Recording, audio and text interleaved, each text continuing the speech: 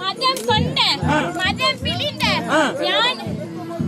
யானையை கைகட்டி ஓட்டி வரலாம். 10 லட்சத்து